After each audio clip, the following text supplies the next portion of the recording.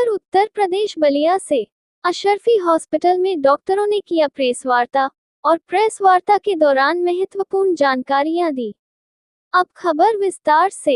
उत्तर प्रदेश जनपद बलिया में तिखमपुर में अशरफी हॉस्पिटल में डॉक्टरों ने किया प्रेस वार्ता और प्रेस वार्ता के दौरान महत्वपूर्ण जानकारियां दी।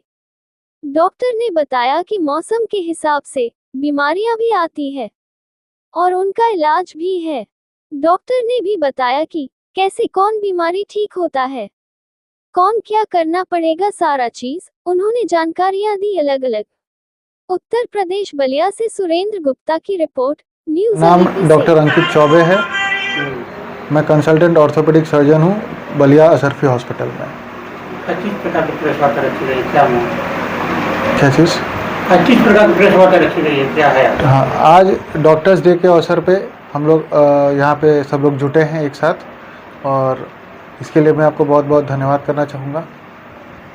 और यहाँ बस बलिया अशरफी हॉस्पिटल में मैं एज एन ऑर्थोपेडिक सर्जन हर तरह की ऑर्थोपेडिक सर्जरी करता हूँ, या फिर वो नी रिप्लेसमेंट हो गया, हिप रिप्लेसमेंट, दूरबीन से अगर कोई ऑपरेशन होता है जिसको कि आर्थ्रोस्कोपिक सर्जरीज़ कहते हैं, लिगामेंट रिलेटेड सर्जरीज़, या फिर ट्रॉमा से रिलेटेड कोई भी सर्जरीज़ हो, तो वो सारी सर्जरीज़ हम लोग यहाँ करते हैं और करते आए हैं अब तक, और यही है। आर्थो से संबंधित जो मरीज आते हैं, जैसे जो रोग हैं, तो किन किन प्रकार के रोग के मरीज आपके यहाँ आते हैं और उनको क्या सावधानियां बरतनी चाहिए?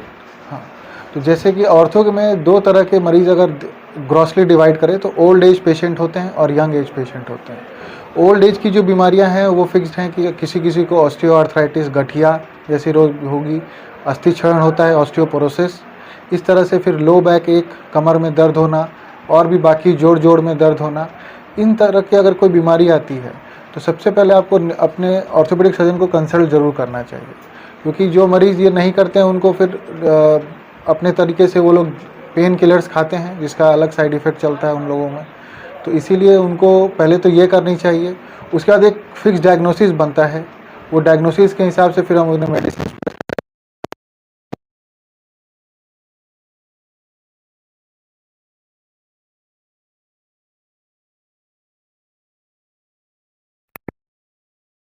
रहना, ये सब चीज़ें फिर हम लोग अवॉइड करने बोलते हैं। कम उम्र में हड्डियां मजबूत मतलब कमजोर हो जा रही है, इसका क्या मुख्य वजह है? कम उम्र में हड्डी कमज़ोर होने का बहुत सारा कारण है। एक तो जो कि बॉडी बिल्डिंग से रिलेटेड जो भी जितने भी लोग हैं वो सब एंड्रोजेनिक स्टेरॉइड्स लेते हैं, जिसकी वजह से बोन पे स्ट्रेस बहुत पड़ता है और इसकी वजह से भी फिर इनको दिक्कत आती है।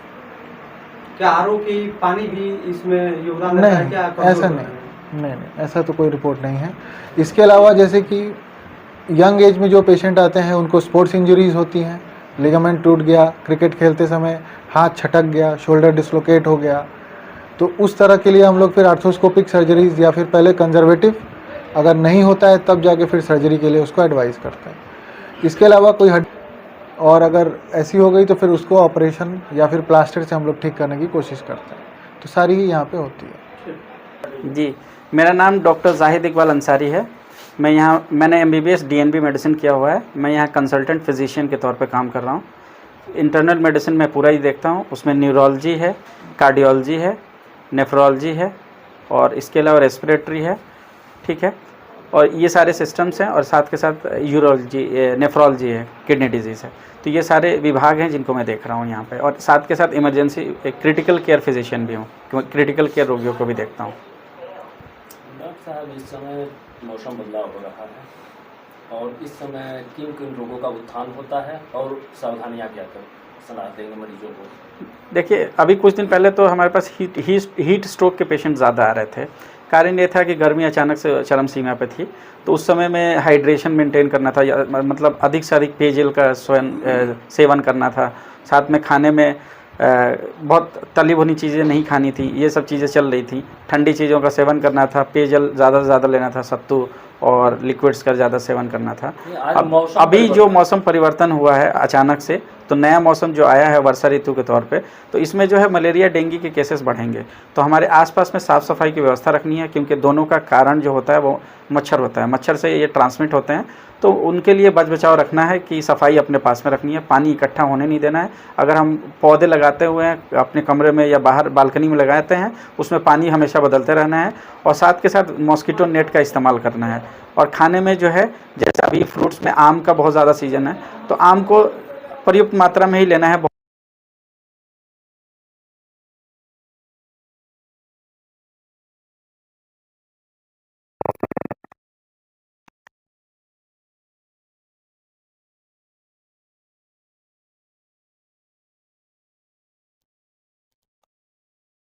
बढ़ता है, उसका एक कारण है प्रोस्टेट, एक ग्लैंड है वो मेल के अंदर, जैसे पुरुषों के साथ ये एक क्या कहते हैं इसको, ये एक दुविधा है कि प्रोस्टेट जो है वो बढ़ना है। जैसे महिलाओं में 45 के बाद से ब्लीडिंग की समस्या दिक्कत होती है, वैसे ही मेल में प्रोस्टेट ग्लैंड बढ़ने लगता है। तो प्रोस्टेट बढ़ता है तो ये है कि पेशाब की नली को दबाता है, जिससे कि पेशाब की समस्या बढ़ती है, पेशाब होने में दिक्कत होती है, अर्जेंसी होता है या बार बार होता है या फिर रुक के आता है, होने के बाद पेशाब 1-2 बूंद टपकता है। तो ये कारण ये है कि एज रिलेटेड चेंजेस हैं, जो कि एज पे ही होता है, यंग एज में 50 के नीचे नहीं होगा। और चूंकि ये ग्लैंड जो है वो ग्लैंड कुछ खान पीन से ऐसा कुछ नहीं है, बस ये है कि पेशाब रोक लेना, कोई आदमी अधिक पानी नहीं पीता है उस केस में, या फिर कुछ अलग से चीज़ों का सेवन करता है, मादक पदार्थों का सेवन करता है, जिसकी वजह से प्रोस्टेटिक ग्लैंड पर थोड़ा सा उसका इफेक्ट पड़ता है।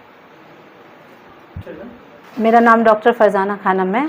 मैं यहाँ असरफी हॉस्पिटल में as a pulmonologist, consultant pulmonologist appointed हूँ। और जितनी मैंने अपना MD Jawaharlal Nehru medical college Aligarh से किया है, और मुझे प्रैक्टिस करते हुए पोस्ट पीजी 4 इयर्स हो चुके हैं। और मैं यहाँ पे जो भी पेशेंट आते हैं, जो भी सांस के मरीज़ आते हैं, जनरली जो मेरा स्पेशलिटी है वो ट्यूबरक्लोसिस और जो भी रेस्पिरेटरी डिजीज़ेज़ हैं उसमें है। और अभी जैसे कि सांस फूलना, दमा और सिगरेट स्मोकिंग और इन सब की वजह से, तंबाकू के सेवन करने की वजह से जो सांस फूलती है वो निमोनिया, और उसके अलावा फेफड़े की झिल्ली में पानी का जमा हो जाना या फिर हवा का भर जाना, ये सारी चीज़ों को मैं देखती हूँ। और इसके अलावा अगर हवा भर जाती है, जो कि एक इमरजेंसी कंडीशन होती है, उसमें एक प्रोसीजर होता है इंटरकॉस्टल ट्यूब ड्रेनेज, वो भी यहाँ पे किया जाता है, वो मैं करती हूँ यहाँ पे इमरजेंसी में। कम उम्र में ज़्यादा मरीज आ रहे हैं, इस मामले में देखा जा रहा है, सांस वाले, किसके? सांस वाले, हार्ट अटैक के आ रहे हैं। हाँ, मैं बता रही हूँ। सबसे पहले ये कि एस्थमा जो है ये 2 चीज़ों की है कि एक तो जो बच्चे होते हैं, पैदा जो बच्चे होते हैं, उनकी एलर्जी की हिस्ट्री होती है, या तो जेनेटिक होती है, एटोपी होती जिसको बोला जाता है वो रहता है, वो या तो वही प्रोग्रेस कर जाता है और एस्थमा में तब्दील हो जाता है। और दूसरी चीज़ ये है कि जो नॉर्मल आजकल इतना ज़्यादा पोल्यूशन हो गया है, और उन सब की वजह से ज़्यादा केसेस मिलते हैं, लोगों की इम्यूनिटी जो है वो कम हो गई है, सेंसिटाइजेशन कम हो गया है, उसकी वजह से लोगों में हाइपर एक्टिविटी उनके एयरवे में ज़्यादा है, उसकी वजह से सांस की नली में सूजन हो जाती है, पॉल्यूशन में हो चाहे धुएं में हो, उसकी वजह से। वर्तमान समय में कौन कौन सा रोग का बढ़ावा मिला? अभी क्योंकि मौसम चेंज हो रहा है तो ज़्यादा केसेस आपको आएंगे दमा वाले, क्योंकि वो सबसे ज़्यादा इफ़ेक्ट वही करती है। दमा में सीजनल वेरिएशन होता है, और अभी फ़िलहाल तो सबसे ज़्यादा दमा के केसेस ही आएंगे। और उसके अलावा दमा के केसेस आएंगे, और उसके अलावा जो हमेशा 12 महीने चलता है वो तो ये कि इंडिया में टीबी बहुत कॉमन है, तो टीबी का केस हमेशा बढ़ा ही रहता है। बचाव के लिए क्या करना पाँच चाहिए?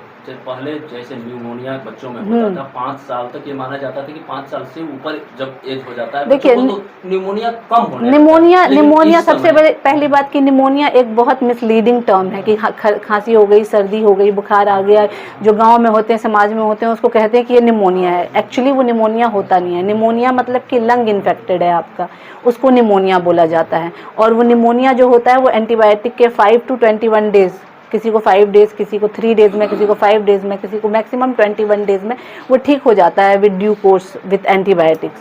ठीक है, वो परसिस्ट नहीं करती। हाँ, लेकिन निमोनिया की वजह से कुछ ऐसे चेंज हो जाते हैं एयरवे में कि उसकी वजह से बच्चे जो होते हैं उनमें एस्थमा के केसेस ज़्यादा देखने को मिलते हैं बाद में।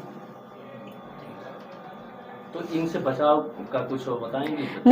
निमोनिया से एक्चुअली निमोनिया वैक्सीन लगती है, न्यूमोवैक, जो कि न्यूमोकोकल वैक्सीन लगती है जो बच्चों में लगती है 6 वीक्स पे, और फिर 10th वीक पे जो पेंटावेलेंट वैक्सीन लगती है वो, और इन्फ्लुएंजा वैक्सीन लगती है 11th मंथ 12th मंथ पे। और ओल्डर एज में निमोनिया ना हो उसके लिए भी PCV 23 लगता है न्यूमोवैक, जो कि जब आए उस वक्त लगाना है। ठीक है, उसके बाद फिर रिपीट करना है 2 इयर्स बाद। डॉक्टर मृदुल राय, MBBS MS जनरल एवं लेप्रोस्कोपिक सर्जन, भूतपूर्व सीनियर रेजिडेंट, पटना चिकित्सा महाविद्यालय एवं अस्पताल पटना। मैं यहाँ सरफी अस्पताल में एज ए कंसल्टेंट जनरल एवं लेप्रोस्कोपिक सर्जन कार्यरत हूँ।